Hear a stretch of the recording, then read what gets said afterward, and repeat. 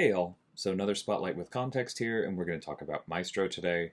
Sorry about the zoomed in shot on his face. This was the only one that was decently high resolution that I could find. I'm not a good graphics editor.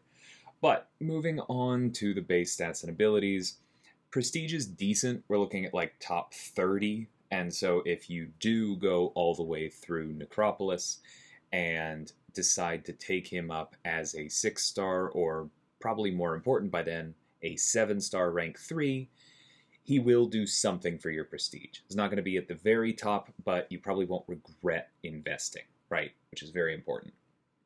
Additionally, huge health pool, right? Very, very large. Not Sasquatch or Rintra level, but in that top 10 with all of the other beefy boys. Talking about the champion attributes, survivability is high because this is just a tanky defender, right? For a lot of the same reasons that Maestro is difficult to kill on defense, he's pretty difficult to kill on offense. So you'll see that come up, it'll keep you alive. Damage 2.5. He is more of a wall defender than a kill threat defender, and the same thing is true on offense. This is someone who generally kills slowly. It takes a while to ramp. As an attacker, you could definitely find reasons to use him for his utility, and we'll go over some of that when we get there, because it does exist, but not a quick attacker. Ease of use 4.5. This one is really simple. If you can end your combos in mediums and throw specials, congratulations, you can play Maestro. Utility of 2. This honestly might be slightly low, but I think it's probably about fair because his rotation isn't intended to really have incredibly high uptime or easy access on this utility, but you can definitely play him in such a way that it works. And specifically, he has really good immunities that we'll talk about later, and that is always worth a certain amount of utility. And then Defender Strength 5. If this is your first time hearing this, Maestro is intended to be a really annoying defender. Also, if you don't already know, Maestro is only available in the Necropolis. You can get both a 6-star and a 7-star from there, but that is the only source. And so that limited access means that what you're getting for all of that effort is a wall on Battlegrounds and Alliance War defense. There are some limited counters, but he is intentionally very difficult to kill, very difficult to answer, and he is just going to kind of sit there and stay alive long enough to become a problem. And we'll talk about that as we go through this. Getting into strengths and weaknesses, like you see here, right away, defense. The second big one is that Maestro does not like when you take away his buffs. It actually ramps him faster. I realize this immediately brings up anti-class wheel concerns, and they are valid, but we will talk about this more as we go, and I'll point out the ways in which Mystics in general are still good against him. It's just that certain Mystics are going to have a bad time. And then weaknesses, there are a number of places in Maestro's kit that specifically call out him being weaker against Atrophy, but beyond that, Atrophy makes buffs expire more quickly, and that is going to be Maestro's largest weakness. We'll talk about that as we go. And then a lot of the real damage in this kit comes in the form of energy damage, so energy resistance immediately slows him down. Moving on to the abilities themselves, like we said, Maestro has some really solid immunities. He's immune to Poison, Shock, and Incinerate. Very rare combo, rare for somebody to have 3 always-on immunities in the first place. This is going to immediately make him very good for, obviously, the Incinerate Poison hazard shift nodes and the Shock Incinerate hazard shift nodes, and just generally gives him a leg up against a number of powerful defenders and attackers. Becomes a lot harder to rush down someone when you can't use any of these 3 dots on them. Beyond that, Maestro basically has super class advantage. Those of you who've been playing this game for a while are aware that there is a version of Maestro in Act 4, as well as in Labyrinth of Legends, who has the superior class, which is a reduced class advantage against everybody. Maestro does not have that. Maestro is a cosmic, but he hits extra hard against techs because he has class advantage plus. Neutronium is the single most important thing to understand for Maestro's kit. This is his core resource, powers everything else, and it is the thing that you have to be most worried about when facing him on defense.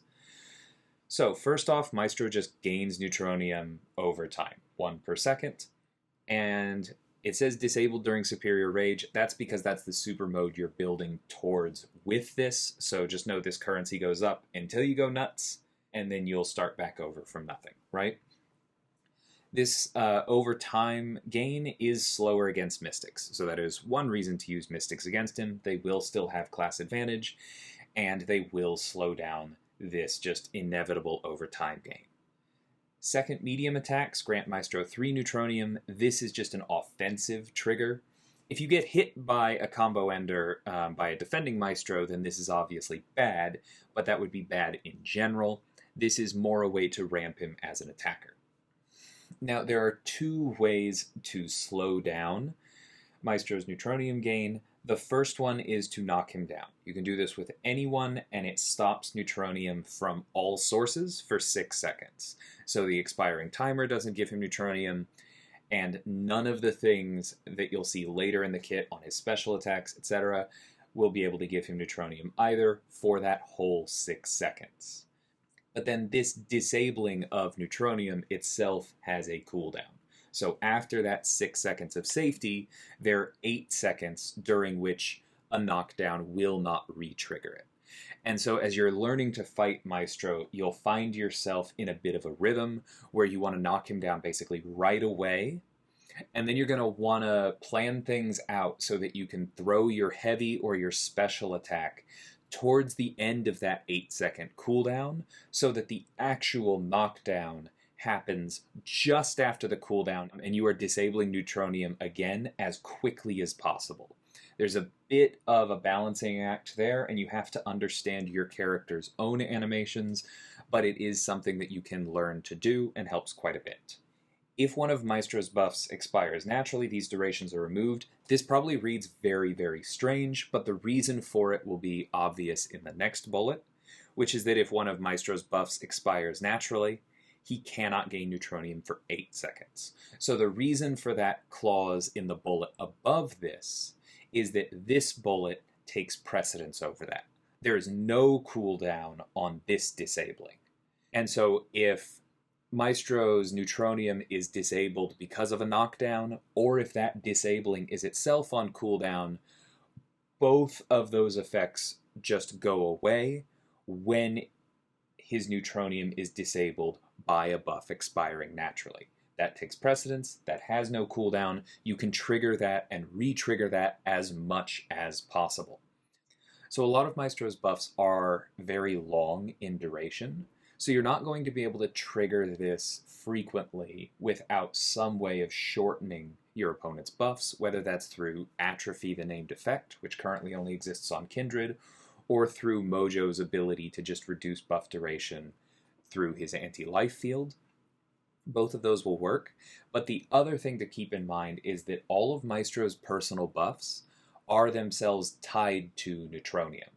And so you can only trigger this cooldown if something else is causing Neutronium to tick up, right? So you're not going to be able to use this cooldown, this disabling. I'll go back and forth and saying cooldown a few times in here, I'm sure. I realize that's confusing because one of the, quote, cooldowns itself has a cooldown, but it's hard for me to not use that terminology, so run with me.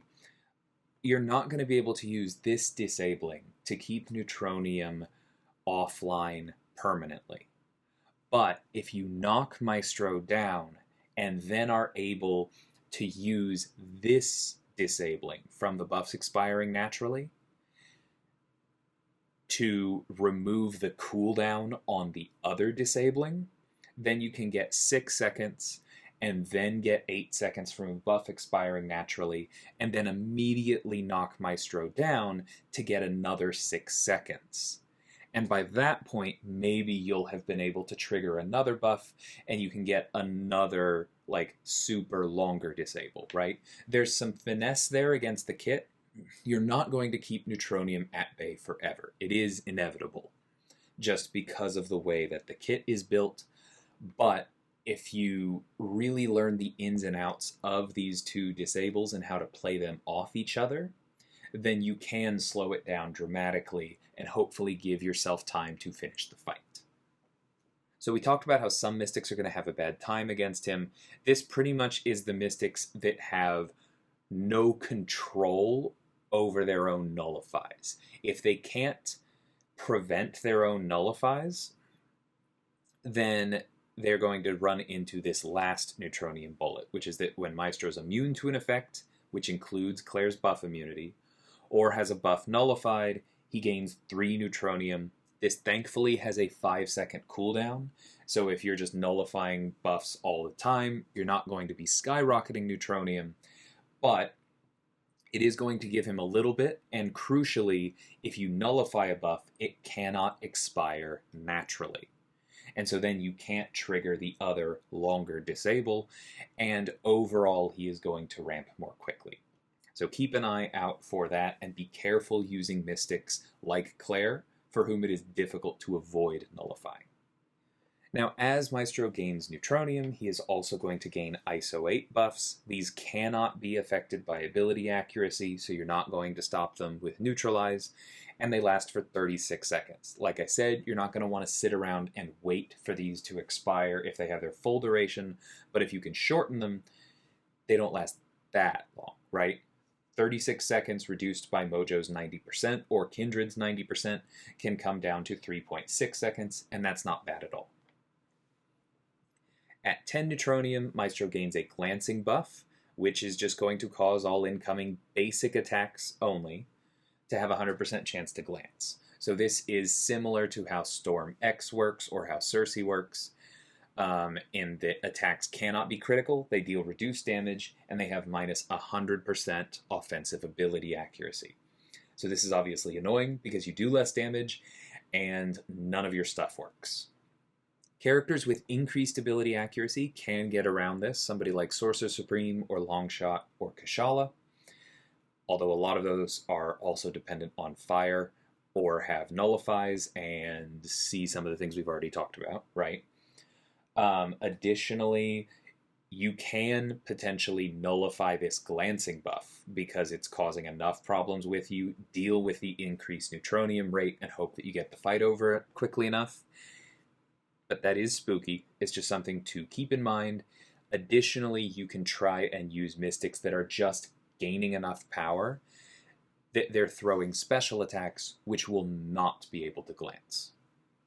When you get to 20 Neutronium, Maestro gains a Pierce buff, so a reminder this gives block penetration and also allows Maestro to cut through a certain amount of armor and resistance.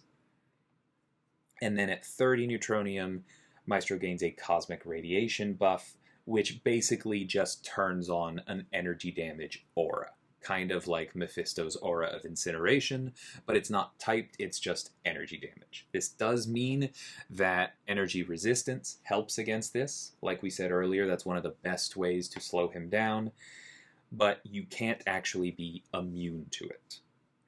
And then if Maestro's suffering from atrophy, then the energy damage is weaker. So another way in which that ability can be good here. However, I do want to point out, we talked earlier about glancing. Kindred can have some trouble applying atrophy against a character who is glancing because one of their best ways of applying atrophy is on their basics. There's some tension there, right? You can play into it though, and let's be honest, there's definitely going to be a future Mystic with more reliable access to atrophy that this will matter for.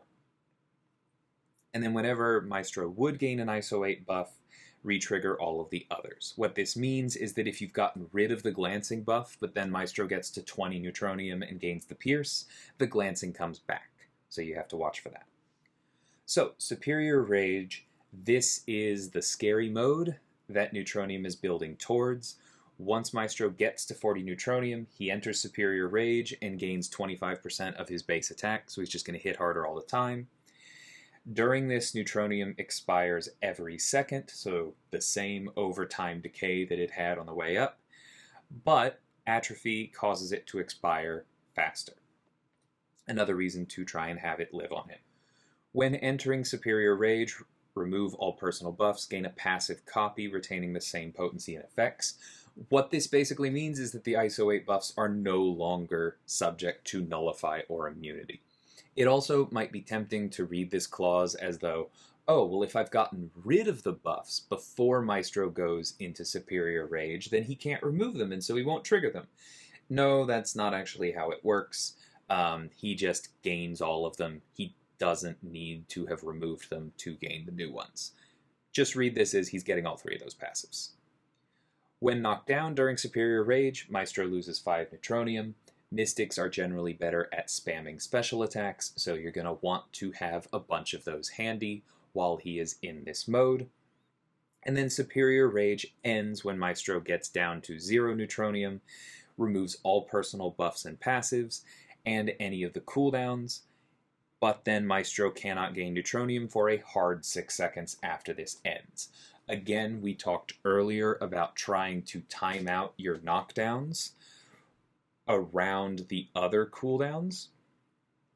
Right towards the end of this 6 seconds, I would be looking for a way to knock Maestro down, either with a heavy or a special, to immediately start that disable clock and lock Neutronium at 0 for that much longer.